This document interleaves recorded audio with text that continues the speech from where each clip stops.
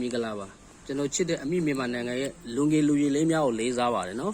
အခုဒီနေ့ကတော့ရီလေးရီကျင်တယ်ပေါ့နော်အခုခုနလိုပေါ့နော်ဒါမြန်မာတပ်မတော်နဲ့ TNL လို့ပေါ့နော်ဒါတွစ်ဆွေးနွေးတဲ့ခဲမှာပေါ့နော်ဒါအခု TN ပလောက်လေးပေါ့နော် TN ဖွဲ့တွေကအခုမိုးမိတ်နဲ့ခုနလိုပေါ့နော်မိုးကုတ်ကနဲ့တို့စုံမယ်ဆိုတော့သဘောတူတာပေါ့နော်သဘောတူညီချက်ထွက်လာတဲ့အချိန်မှာအခု NUG ပေါ့နော်ဒီကာကွယ်ရေးဦးကြီးကလာထုတ်ပြန်တာတွေလည်းတွေ့တယ်နော်စာတွေတော်တော်များထုတ်ပြန်လာတာပေါ့ကွာမုံကုတ်တို့ဟာလား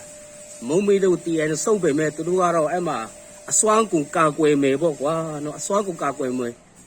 ဒီသူကာကွယ်ရေးတပ်ဖို့အစွမ်းကုန်ကာကွယ်မယ်ပေါ့ကွာနော်ရီလေးရီချင်တယ်လေနော်ရီလေးရီချင်တယ်လို့နော်တအားရီချင်တယ်လို့နော်ဟုတ်ပြီလား TN တော့မစုပ်ပါပြီဆိုတော့ခင်ဗျားတို့ဘယ်လိုကာကွယ်မှာလဲလို့နော်အခုပြောပြလိုက်မယ်နော်ခင်ဗျားတို့ကာကွယ်တာရေးမကြည့်ဘူး PDF တွေကိုပြောပြချင်တာနော် TN လည်းခင်ဗျားတို့ကိုကြိတ်လိမ့်မယ်လို့နော်